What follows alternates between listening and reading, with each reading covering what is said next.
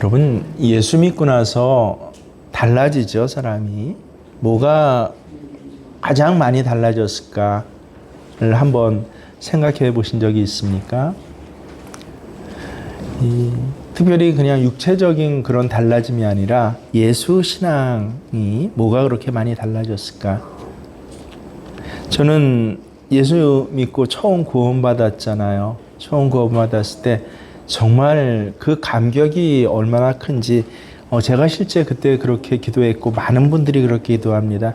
하나님, 오늘 죽어도 참 좋아요. 저 좀 데려가 주세요. 오늘 하나님 그 천국에서 있을 것을 그렇게 꿈꾸게 되지 않습니까? 애가 태어나서 으앙하고 우는 것, 이게 예수 처음 믿고 구원받은 기쁨과 감격인데, 그 다음에 신앙생활하면서 이 기쁨과 감격으로만은 살 수 없습니다. 달라져요. 달라집니다. 예를 들어서 예배에 참석하는 모습도 달라지죠. 또 삶의 시간표를 구성하는 것이 달라집니다. 말투가 달라집니다. 교회 와서 행하는 여러 가지 사역들과 일들도 달라집니다. 근데 그 중에서 가장 뭐가 많이 달라졌을까? 가장 뭐가 본질적으로 아주 급격하게 달라졌을까 생각해 보니까 이 나 안에 계신 예수님, 또 나와 함께 행하는 예수님을 체험하게 되면서 이 변화된 그 달라진 많은 변화 중에 가장 놀라운 변화가 바로 기도의 변화입니다. 분명합니다. 전에는 내가 원하는 것을 구했습니다. 심지어는 한 3주 가까이 제일 큰 제 기도 제목이 탁구대 주세요 였어요. 또 한 2주는 제일 큰 기도의 제목이 하나님 나이키 신발 사주세요. 주세요. 중학교 때라 탁구대 사주세요, 나이키 신발 사주세요 였지만 그게 중학교, 고등학교, 대학교 가면서 점점 어떻게 기도하나 했더니 맨날 그래도 주세요예요. 내가 원하는 것을 그렇게 구하는 것입니다. 근데 예수님, 내 안에 계신 예수님, 그리고 나와 정말 함께 하신 내 왕이 되신 예수님 내 종이 아니라 혹은 어느 정도의 대가를, 사례비를 드리고 내 일을 행해 주시는 그런 분이 아니라 나의 왕이시고 내가 예수님의 종입니다라고 사도 바울의 그 고백을 알게 된 다음부터 참 놀라운 것이 이것 해주세요, 저것 해주세요 라는 기도가 줄어들고, 그리고 나중에는요 의미가 없어졌다라고 하는 것입니다. 왜냐하면 주님 안에 모든 것이 있습니다 라는 것을 점점 분명하게 깨닫기 때문에 그렇습니다. 여러분, 그러면 그런 사람들은 이제 기도를 안 하게 되나요? 아니요. 전혀 새로운 기도의 길이 열리게 되는 것입니다. 그 전혀 새로운 기도의 길이 무엇입니까? 제가 직접 체험하고 한 30여 년간 그 변화를 지켜봤더니 바로 주님의 말씀으로 기도하는 것입니다. 하나님께서 우리를 향하여 가지고 계신 놀라운 계획을 말씀 속에서 보고 알게 됩니다. 그래서 그 다음부터 제가 이 대학교 한 3학년 때 이름을 붙인 건데, 제가 특별히 붙인 이름이에요. 말씀 기도라고 이름을 붙여서 이 매일 말씀 한 구절을 붙잡고 그대로 그렇게 기도하기 시작했습니다. 그러면서 점점 깨닫게 되는 게 뭐예요? 하나님의 말씀은 정말 놀라운 계획이구나, 하나님의 플레인이구나 라는 것을 깨닫게 됩니다. 예전에 읽었던 잔느 귀용이라는 사람이 예수를 깊이 생각하라 라는 책에서 말합니다. 나는 당신이 그리스도를 알고자 애쓰는 초신자라고 생각하면서 이야기합니다 라고 하면서 주님께로 나아가는 두 가지 방법이 있습니다. 첫 번째는 성경 말씀으로 기도하는 것입니다. 두 번째는 항상 하나님을 바라보는 것, 곧 하나님의 임재를 기다리는 것입니다. 그래서 크리스찬으로 살아가려면, 특별히 하나님의 임재를 체험해서 살아가려면 성경 말씀으로 기도하는 것이야말로 성경을 대하는 유일한 방법입니다라고 책에 기록해 놓았습니다. 우리가 하나님께서 우리 가운데 역사하시는 방법을 잘 알아야 돼요. 굉장히 독특합니다. 하나님은요, 무슨 일을 하시기 전에 꼭 먼저 말씀을요, 약속을 먼저 주십니다. 그것을 조금 고급스럽게는 하나님의 언약이라고 하는데요. 그 하나님께서는 언약을 미리 꼭 약속해 주신 그 약속을 지켜주시는 방법으로, 그 약속을 성취하는 방법으로 하나님의 일을 행하십니다. 예를 들어서 가장 우리가 친밀하게 느끼는 것, 우리를 구원하셨을 때도 그랬습니다. 그저 예수님을 그때 상황을 보고 어느 날 갑자기 문득 내가 내 아들을 보내야겠다라고 그렇게 해서 그냥 예수님을 이 땅에 보내신 것이 아닙니다. 먼저 언약을 주셨어요. 창세기부터. 그래서 창세기 3장 16절을 이 원복음, 원시복음이라고 이제 신학을 배우면 이제 그때부터 배우게 되는데요. 아들을 낳으리니 이 아들이 뱀의 머리를 밟을 것이다 라고, 그 죄를 밟을 것이다 라고 하신 창세기부터 이미 예수님을 보내주시겠다라고 약속을 하셨습니다. 구약의 모든 내용, 신약의 모든 내용은 뭐예요? 하나님께서 이 약속을 이루어 가시는 방법들, 또 이 약속을 구체적으로 어떻게 이루어 가시는지를 보여주는 것입니다. 그래서 언약을 이루어가는 방법으로 하나님께서는 일을 행하시는구나. 하나님 우리가 알지 못하게 깜짝 놀랬지롱이라고 갑자기 어떤 일을 행하시는 분이 절대 아니십니다. 하나님께서 어떤 일을 우리에게 행하실지는 미리 성경에 다 나와 있습니다. 그리고 약속을 주시고 그 약속을 이루어가는 방법으로 하나님께서는 역사하십니다. 그래서 이 사실을 깨닫게 되면요, 하나님의 약속을, 하나님의 말씀을 붙잡고 기도할 수밖에 없습니다. 그래서 제가 그때부터 정확히 대학교 3학년 때부터였나요? 매일 아침 말씀 한 구절을 붙잡고 암송하고 그 말씀 기도를 하기 시작했습니다. 그래서 그 말씀을 믿고 기도하는 거예요. 그 말씀이 내게 이루어집니다 고백하며 그렇게 기도하게 되는 것입니다. 그래서 저는 예수 믿고 나서 무엇이 달라졌냐가 아니라 신앙생활하면서 특별히 예수님이 내 왕이십니다라고 인격적으로 체험할 뿐만 아니라 삶의 자리에서 구체적으로 예수님이 내 왕이신 그런 삶을, 신앙생활을 시작하면서 무엇이 제일 많이 달려졌습니까 할 때 저를 봤더니 기도입니다. 기도를 주세요 기도가 아니라 말씀 기도를 하게 되었다라고 하는 것입니다. 때때로 우리가 매일 성경 읽기 하지 않습니까? 저도 마찬가지로 30분에서 또 1시간 그 사이에 성경을 읽습니다. 그때는 어떤 말씀이 특별히 감동이 되고 은혜가 될 때가 있어요. 그 한 구절 말씀이 아니라 그 성경 읽기 시간에요. 그럴 때는 그 말씀을 붙잡고 기도하게 됩니다. 그 말씀이 이루어지는 걸 내가 보겠습니다라고 그렇게 기도하게 됩니다. 그러다가 때때로 정말 저조차 그래요. 아주 어려운 말씀, 이해가 안 되고 믿어지지 않는 말씀이 나올 땐 그전에는 그냥 넘겨버렸어요. 근데 말씀 기도를 깊이 하면서 이제부터는 어떻게 합니까? 이해가 안 되는 대로. 여러분 문장이 이해가 안 되겠습니까? 한글인데요. 다 말은 알아듣죠. 근데 이해가 안 된다는 건 믿어지지가 않는 거예요. 그럴 때는 어떻게 합니까? 먼저 믿고 기도하자. 라고 그렇게 제 나름대로의 방법을 정하게 되었습니다. 그럴 때 놀라운 경험을 하는데 내가 생각하고 또 내가 아는 방식의 차원을 뛰어넘어서 하나님께서는 역사하시는 것입니다.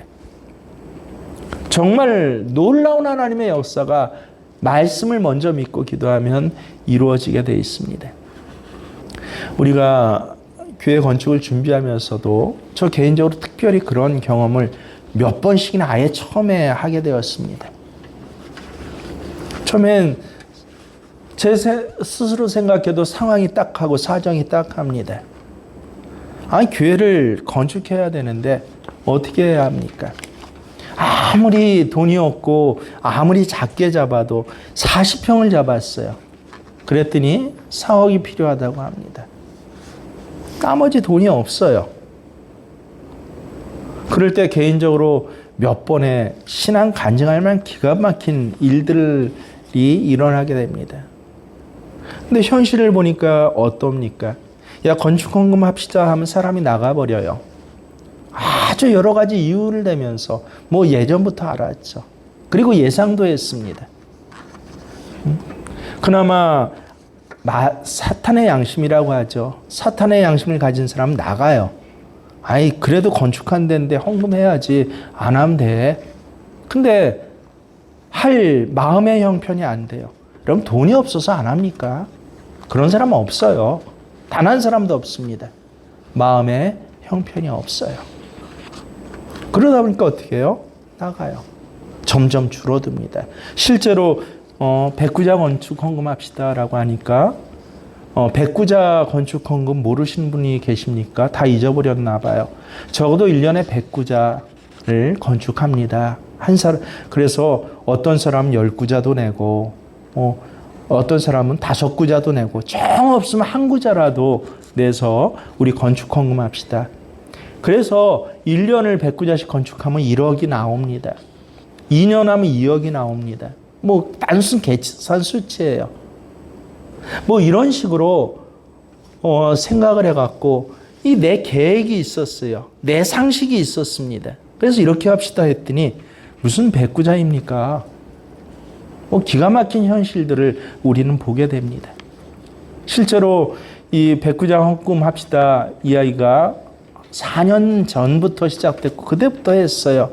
올해가 벌써 4회차인 거 아십니까? 5회차인가? 도대체 어떻게 할 것이냐?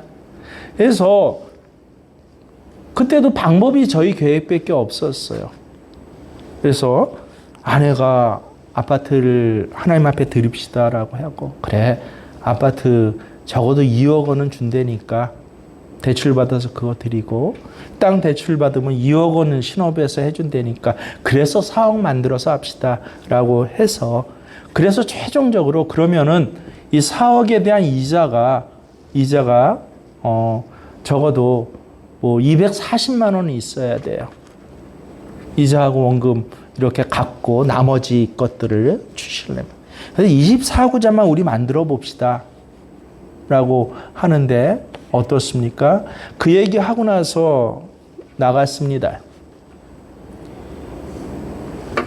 다 알죠. 알면서도 그게 내 방법이고 그것밖에 할 것이 없을 때 그랬는데 하나님께서 놀랍게 그러고 사람이 나가는 그래서 최종적으로 건축 헌금 때문에 나간 사람들이 있어요. 그 나간 사람들이 이번 주 주일 안 나오겠습니다라고 그렇게 이야기를 하고 안 나온 그 다음 월요일 날 전화가 온 것이에요. 전혀 생각도 못 해봤습니다. 군에서 아파트를 짓는데요. 뭐 그런 소문조차 없었어요. 왜냐하면 그 계획은 벌써 2년 전에 아파트 지을 땅까지 정해놓고 거기 사는 것으로 돼 있었어요. 우리 땅하고는 전혀 상관이 없었습니다. 저는 지금도 모르겠어요. 왜 갑자기 한 2개월, 3개월 만에 우리 땅으로 아파트 부지가 바뀌었는지 모르겠습니다. 하나님께 그렇게 행하세요. 그 변화된 사이, 마음 아픈 사이에, 그 사이에 제가 기도한 게 말씀 기도예요. 주께서는 주의 약속을 지키시고 주의 언약을 지키시고 또 제게 개인적으로 주셨던, 기도 가운데 주셨던 하나님의 음성과 약속들이 있었어요. 현실은 전혀 아닙니다. 하지만 그 말씀을 붙잡고 기도하는데 예전처럼 또 믿어지지가 않아요. 도대체 24구자 정도 헌금합시다 해도 사람이 나가버리는데 모아놓은 돈 하나 조차 한 푼조차 없어요. 제가 월급을 3년 동안 못 받았습니다. 이 상태에서 어떻게 건축을 합니까? 믿어지지가 않잖아요. 근데 다행히 하나님이 제게 주신 그 체질의 은혜들, 여지껏 믿어지지 않고 힘들고 넘어지고 쓰러질 때마다 하나님께서 점점 저를 단련시켜 주신 그대로 말씀 꼭 붙잡고 기도했어요. 하나님이 분명히 이루십니다. 제가 얘기했잖아요. 우리가 무슨 건축을 합니까? 아니 24구자 정도도 마련 못하는데 우리가 어떻게 건축을 합니까? 하나님이 행하실 것입니다. 어떻게든지 하나님 행하실 것입니다. 우리는 하나님이 건축하고 행하십니다. 이 믿음을 고백하는 것 한 구자만이라도 합시다. 놀랍게도 어때요? 지금 그렇게 이루어가고 있어요. 기가 막힙니다. 그래서 약속을 붙잡고 말씀을 붙잡고 기도하는 것, 이거는 그냥 하는 기도가 아니에요. 믿어질 때는 기뻐하고 감사하며 기도하고, 특별히 현실에서 믿어지지 않을 때는 먼저 말씀을 믿고 기도하는 거예요. 이게 바로 말씀 기도예요. 말씀을 알아야 기도를 하죠. 말씀을 모르면요, 매일 제 주변에 신앙생활하는 사람들, 특별히 목회자조차 기도하는 게 매일 뭐예요? 주세요예요. 기도가 그건 줄 알아요. 주세요, 주세요. 어렸을 때 나이키 신발 주세요. 좀 커가면 좋은 대학 가게 해주세요. 좀 크면 직장 붙게 해주세요. 좀 크면 좋은 남자, 좋은 여자랑 만나서 결혼하게 해주세요. 월급 많이 받게 해주세요. 가만히 기도를 봐보세요. 그것 말고는 기도가 없어요. 그래서 말씀을 붙잡고 기도하는 것. 말씀을 알아야 말씀을 붙잡고 기도하죠. 하나님을 알아가야죠. 그러니까 신앙생활 30년 하고도 무당 굿하듯이 그냥 신앙생활해요. 그게 신앙인 줄 알아요. 남야비탑을 하루에 100번 하면 성불한다는 게 대승불교거든요. 화엄교거든요. 그게 신앙생활인 줄 알아요. 남야비탑을 100번 하듯이 새벽 기도하고 수요예배 참석하고 주일예배 참석하면, 그러면 성불하듯이 하나님께서 복을 주시는 것으로 그렇게 착각을 해요. 그래서 애가 처음에 태어나서 으앙하고 울잖아요. 그게 구원받은 첫날이에요. 근데 거기서 자라질 못해요. 첫날에 그 기쁨과 감격. 근데 시간이 갈수록 필요한 게 많잖아요. 여러분, 잠을 자야 해요. 잠도 못 자요, 아이는요. 재워줘야 돼요. 밥을 먹어야죠. 근데 먹지도 못해요. 먹여줘야 해요. 그 자라는, 신앙이 자라는 것이 지나가서 정말 하나님의 사람으로 이 땅을 살아갈 그 기간에 가장 많이 변하는 것은 기도구나. 오늘 시편 89편에 보면 유단이 하나님의 신실하심에 대한 고백이 계속 나옵니다. 왜 그렇게 하나님을 신실하시다라고 표현하고 있습니까? 시편의 기자가 봐도 신앙이 깊어지고 하나님을 찬양하게 되니까 깨닫게 되는 게 하나님 신실하시다는 거예요. 하나님 정말 신실하시지. 하나님 정말 신실하시지. 시편 89편 1절로부터 어떻게 시작해요? 뭐라고 해요? 내가 영원히 주님의 사랑을 노래하렵니다. 대대로 이어가면서 내 입으로 주님의 신실하심을 전하렵니다. 8절도 보세요.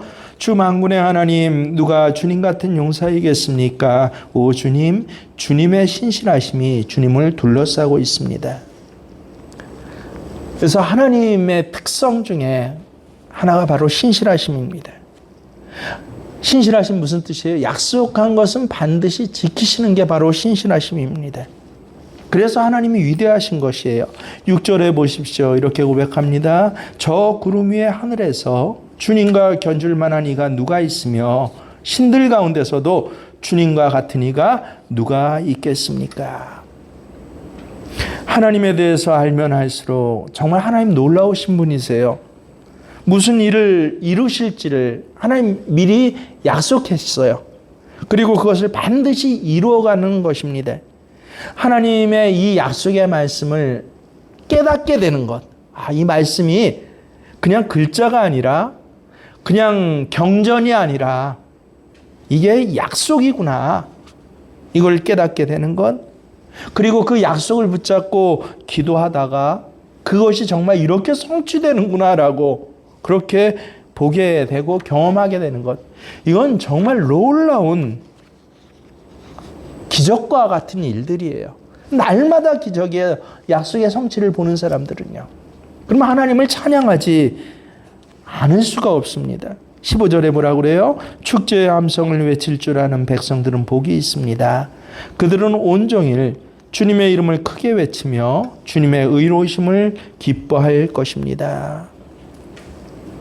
그러면서 3절부터 무슨 고백을 하냐면요. 하나님께서 다윗과 맺으신 약속에 대해서 말씀하고 있습니다. 3절 말씀에 나는 내가 선택한 사람과 언약을 맺으며 내 종 다윗에게 맹세하기를 내가 내 자손을 영원히 견고히 세우며 내 왕위를 대대로 이어지게 하겠다고 하였다. 여러분, 하나님께서는요, 하나님의 사랑하는 사람, 하나님의 백성이 될 때 그때 하시는 게 뭔지 아세요? 우리가 구원받을 때 하는 게 약속을 먼저 맺으시는 것입니다. 반드시 약속을 맺으세요. 이스라엘 백성들은요, 출애굽할 때까지 이스라엘 백성들 아니에요. 그때까지는 아브라함의 자손들이에요. 요셉 12아들의 그냥 가문들이었어요. 근데 출애굽하면서 시내산에서 이스라엘 백성 되는데 왜 이스라엘 백성이 된 줄 아세요? 내가 너희와 이렇게 약속하겠으니 나는 이 약속 때문에 너희의 하나님이 되고 너희는 이 약속 때문에 내 백성이 되리라 라고.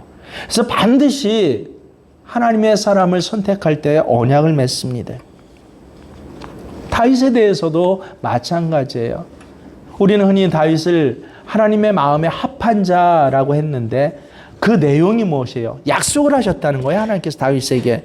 19절부터 37절까지는 다윗과 맺은 약속이 무엇인지 구체적으로 말씀하고 있습니다. 몇 구절만 보면 19절에 보세요. 오래전에 주님께서는 환상 가운데 나타나시어 주님의 성도에게 말씀하셨습니다. 내가 용사들을 위해 한 젊은 용사를 세우고 백성들을 위해 내가 선택한 용사를 높이 세웠다. 나는 내 종 다윗을 찾아내서 내 거룩한 기름을 부어주었다. 쭉 계속되고 있어요. 저 뒤에 27절에 가면 뭐라고 그러세요? 나도 그를 맏아들로 삼아서 세상의 왕들 가운데 가장 높은 왕으로 삼겠다. 그에게 내 신의를 영원토록 지키며 그와 맺은 나의 언약을 성실히 지키겠다. 그의 자손을 길이 이어주며 그의 왕위를 하늘이 닿을 때까지 지켜주겠다. 그래서 다윗과 하나님의 관계는요, 다른 관계 아니에요. 아이 내 새끼하고 앉는 관계 아니에요. 약속했다는 거예요. 언약의 관계입니다. 다윗 너에게 내가 어떻게 해줄게 라고 약속을 먼저 주신 것이에요. 근데 38절부터는 분위기가 갑자기 달라집니다. 아주 냉랭해지고 싸늘해져요. 시편 기자는 하나님께 항의하듯이 그렇게 이 시편을 기록하고 있습니다. 뭐라고 항의하고 있어요? 하나님 언약 지키지 않으셨잖아요. 38절 보세요. 그러나 주님께서 기름 부어서 세우신 왕에게 노하셨습니다. 그를 물리치시고 내버렸습니다. 주님은 주님의 종과 맺으신 언약을 파괴하시고 그의 왕관을 땅에 내던져 욕되게 하셨습니다. 이거는 여러분 성경을 조금만 아는 사람이 보면 가장 하나님께 모욕적인 표현입니다. 하나님이 약속을 안 지켰다. 이것만큼 모욕적인 표현이 어디 있어요? 근데 이런 표현을 하고 있습니다. 왜 이런 표현을 하고 있습니까? 이것조차 하나님께서 미리 말씀하셨다는 거예요.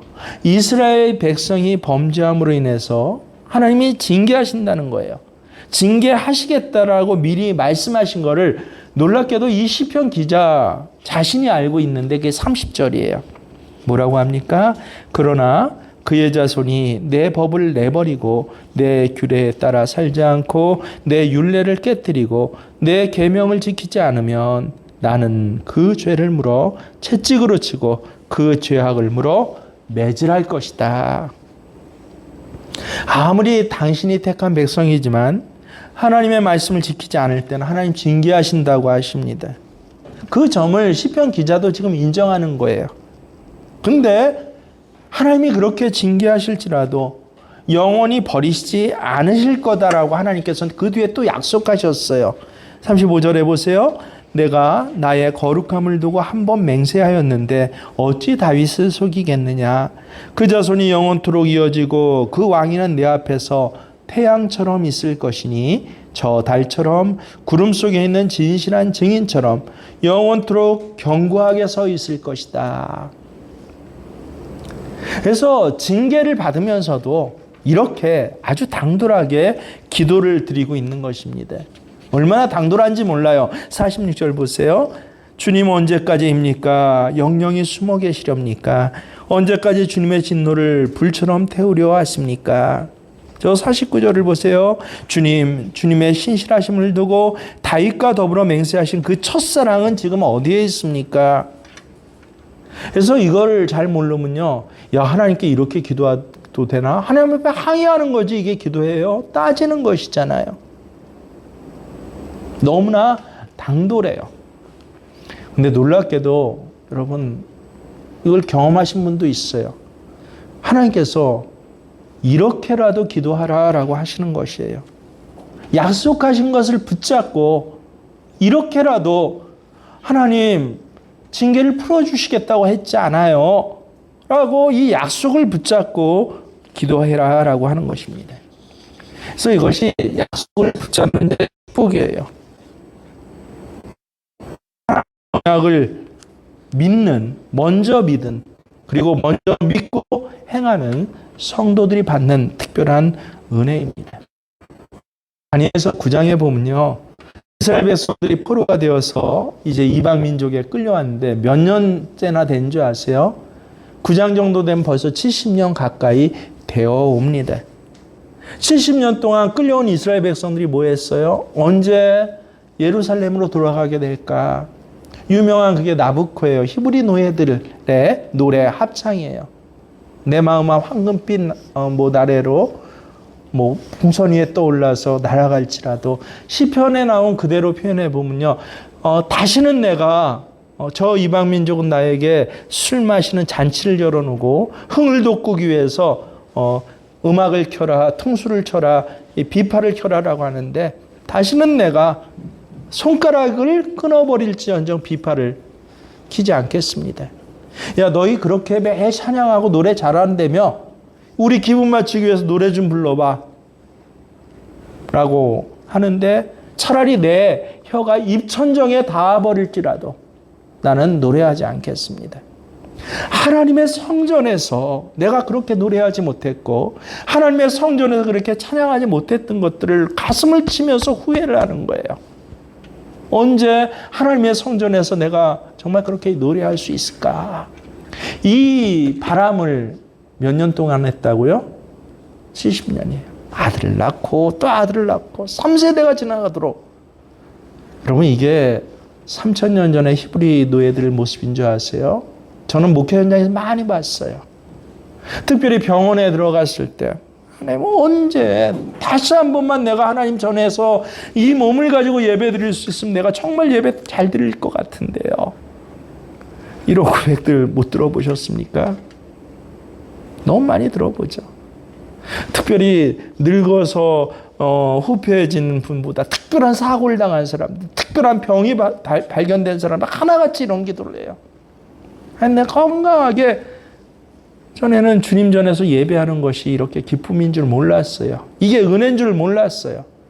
그래서 놀면서 예배드리고 졸면서 예배드리고 딴 거 하면서 예배드리고 예배드린 게 아니라 자리는 앉았대 머리와 마음은 다른 데가 있었어요. 예수님 말씀하십니다. 우리가 주의 이름으로 예언도 하고 이적도 일으키고 귀신도 쫓아냈는데 예수님 우리를 왜 그렇게 냉대하십니까? 매일 예배하고 매일 헌금도 많이 했는데요. 예수님 뭐라고 그러셔요? 이 불법을 행한 자들아 나는 너희를 도무지 알지 못한다. 한 번도 예배 시간에 나를 보지 못하셨어요. 아니 평생을 예배 드렸는데 예수님 왜 나를 한 번도 못 봐요? 왜요? 한 번도 예배 안 드렸어요. 그런 예배 생활하다가 갑자기 암이래요. 갑자기 사고가 나서 큰 문제가 생겼대요. 그런데 병원에 들어와서 하는 말이 뭐예요? 다 하나님 고쳐만 주시면 제가 저 앞에 가서 예배 드릴게요. 그래서 2달, 3달 열심히 기도를 하죠. 근데 이스라엘 족속은 몇 년을 그렇게 기도했다고요? 70년이요. 70년 동안 언제 우리가 예루살렘에 돌아가겠습니까? 언제 우리가 주의 성전에서 예배드릴 수 있겠습니까? 하나님 그렇게 해주세요라고 그렇게 기도했는데 70년쯤 지나면요. 이제 그런 기도할 힘조차 빼앗기게 됩니다. 다니엘이 그랬어요. 그 믿음의 용사 먼저 뜻을 정하고 사자굴 풀무불에 그 다니엘을 우리가 잘 알지 않습니까? 근데 그 다니엘조차도 70년 정도 지내니까 지쳤다는 거예요. 언제 주의 성전에 돌아가겠습니까? 그러다 왕의 서구에 들어가서 이 책 저 책을 보다가 예레미야 선지자가 기록한 두루마리가 있는 것을 보고 펼쳐보면서 깜짝 놀라게 돼요. 하나님께서 예레미야 선지자에게 미리 약속하신 것, 약속이 거기 쓰여져 있었던 것이에요.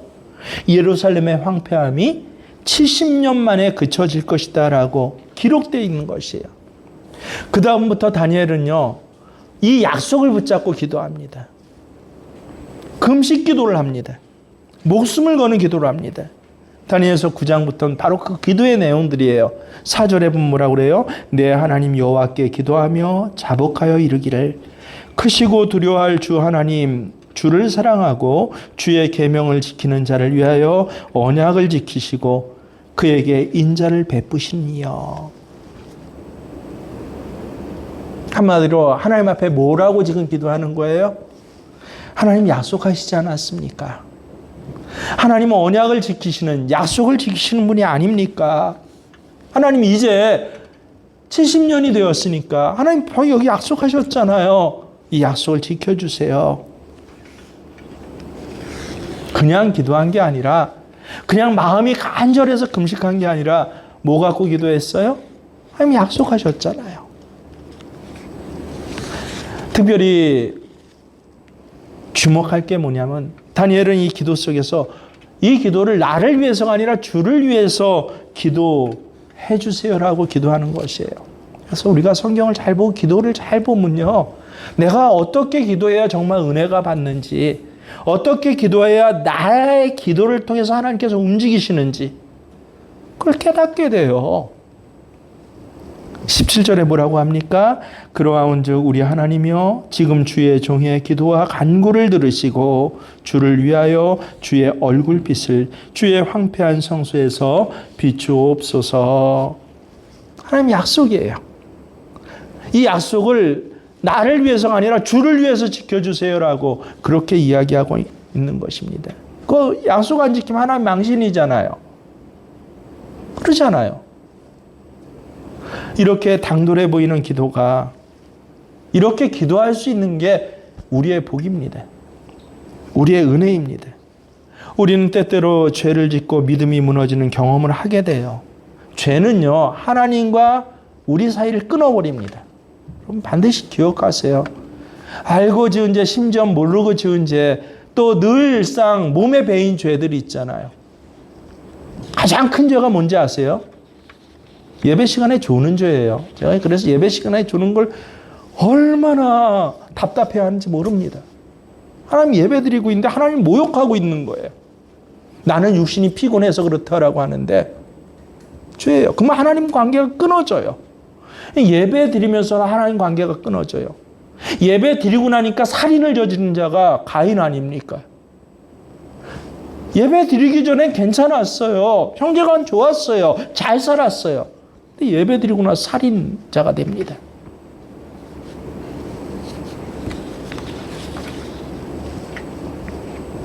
나를 위해서가 아니라 주를 위하여 주의 얼굴빛을 황폐한 성소에 비추옵소서. 정말 이 당돌하게 보이는 이 기도, 말씀을 붙잡고 기도할 땐 이것이 복이다라고 하는 것입니다. 죄를 지었지만 하나님과의 관계가 끊어졌지만 그런 순간에라도 내 모습 보고 기도하는 거 아니에요. 늘상 이렇게 힘들어하고 늘상 은혜 없고 늘상 오늘도 예배 자리 나올 때 준비 없이 나오고 예배일 때 오늘 내 마지막 예배 순간입니다. 하나님을 바라보지 못하고 이런 내 모습을 보고 기도하는 게 아니라 그때도 어떻게 해요? 약속을 붙잡아야 합니다. 하나님께서 우리가 범죄했을지라도 진심으로 회개하면 우리를 용서하시고 모든 죄에서 깨끗하게 하실 것이라고 이미 약속하셨어요. 요한일서 1장 9절에 뭐라고 합니까? 만일 우리가 우리 죄를 자백하면 그는 미쁘시고 의로우사 우리 죄를 사하시며 우리를 모든 불의에서 깨끗하게 하실 것이요. 오늘 저는 이 자리에 약속을 붙잡아야 할 분들이 굉장히 많다라고 생각이 됩니다. 매일 주세요. 감정에 따라, 내 형편에 따라, 내 컨디션에 따라 기도했잖아요. 아니요. 약속에 따라. 이 약속 말씀을 붙잡고 기도하면요. 그 다음부터는 힘듭니다. 괴롭습니다. 도와주세요. 살려주세요. 라는 기도가 실제 점점 줄어가게 돼요. 60년 동안 1만 명이 넘는 고아를 먹인 사람이 조지 뮬러 목사님이에요. 이분이 1만 명을 60년 동안 먹일 수 있었던 이유는 약속, 말씀이에요. 시편 68편 5절에요. 그의 거룩한 처소에 계신 하나님은 고아의 아버지이시며 과부의 재판장이라. 하나님은 고아의 아버지시구나. 그래서 이 고아들을 내가 먹이는 게 아니라 누가 먹이신다고요? 아버지가 되신 하나님 먹이십니다. 믿음이 좋아서 그렇게 기도하고 행한 게 아니라 성경에 나온 약속 그대로 믿고 붙잡았어요. 빌립보서 4장 19절 말씀을 또 붙잡았어요. 나의 하나님이 그리스도 예수 안에서 영광 가운데 그 풍성한 대로 너희 모든 쓸 것을 채우시리라. 하나님 채우실 때요. 하나님이 영광 받기 위해서, 우리 때문에 아니에요. 하나님 영광 받기 위해서 풍성하게 우리 모든 쓸 것을 그냥 찔끔찔끔이 아니라 풍성하게 채우신다라고 그렇게 약속하셨구나. 그래서 미리 풍성한 식탁을 차렸어요. 심지어는 고아가 제일 많았을 때가 3,000명인가 한 고아원에서, 고아원은 몇 개 그 다음에 넓혀가 되는데요. 오늘 이 3,000명이 점심때 먹을 빵이 없어요. 근데도 너희 모든 쓸 것 하나님 풍성하게 채우신다. 믿어져요? 안 믿어져요? 오늘 식당에 밀가루가 있어요. 아침에 빵을 해서 빵을 먹이죠. 안 믿어져요. 마치 건축해야 되는데 돈이 한 푼도 없어요. 안 믿어져요. 놀랍게도 근데 조지 뮬러는 이 약속의 말씀 그대로 붙잡고 기도했다는 거예요. 그 1시간, 밥 먹기 1시간 전까지도. 그랬더니 어떻게 됐어요? 기가 막히죠. 점심시간 1시간 전에 트럭 2대가, 빵집 트럭 2대가 들어오는 거예요. 다리가 끊겨서 못 건너간다는 거예요. 빵이 그냥 두면 상해요. 그러니까 어떻게 했어요? 야, 근처에 이 빵을 전해줄 데가 없네. 고아원이 저기 있다는 거예요. 1시간 전에 그 빵집, 빵회사 트럭이 고아원으로 들어와서 이미 식탁을 차려놓고 있는 그 식탁에 빵이 그 어제보다도 더 풍성하게 얹혀지는 것을, 그 하나님 주신 빵을 먹으면서 이 뮬러는 얼마나 감격했을까요? 그렇게 몇 번을 응답받았다고요? 10,000번을요. 평생 하나님 앞에 말씀이 이루어지는 것을 내가 10,000번을 응답받았습니다. 여러분, 우리 신앙이 그래야죠. 매일 나이키 신발 사주세요 할 거예요?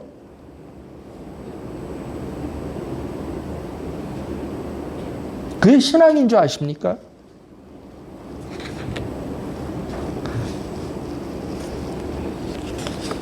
아, 그랬구나. 우리가 믿는다는 게 무엇입니까?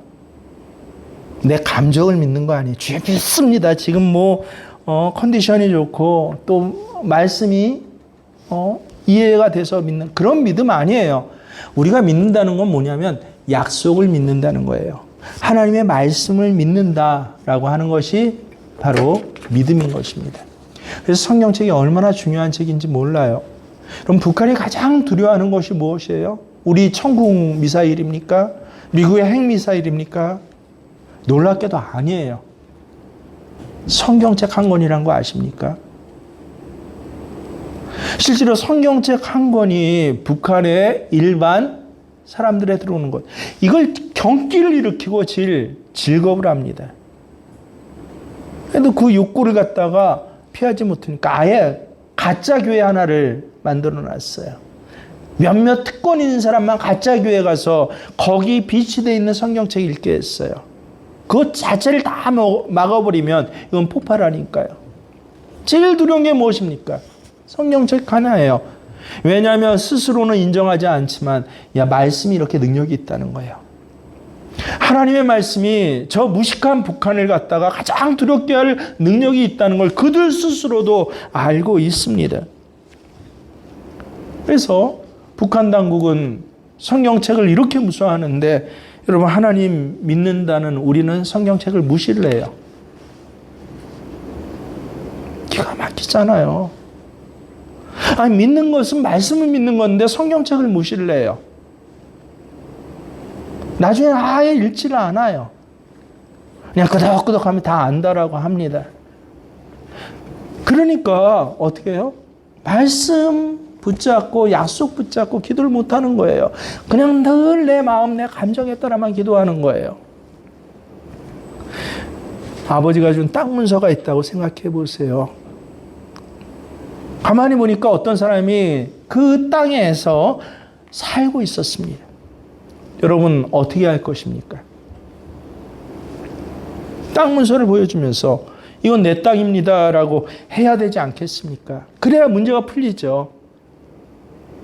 성경책을 보여주면서 마귀 사탄에게 삶의 자리에 여러 가지 문제에게, 내 안에 있는 죄성에게, 우리 가족에게 이거는 하나님 문서입니다. 하나님 약속입니다라고. 그래서 성경 안에 있는 모든 약속이 내 약속이에요. 내게 주신 약속이에요. 의심하는 분들 계신가요? 아닙니다.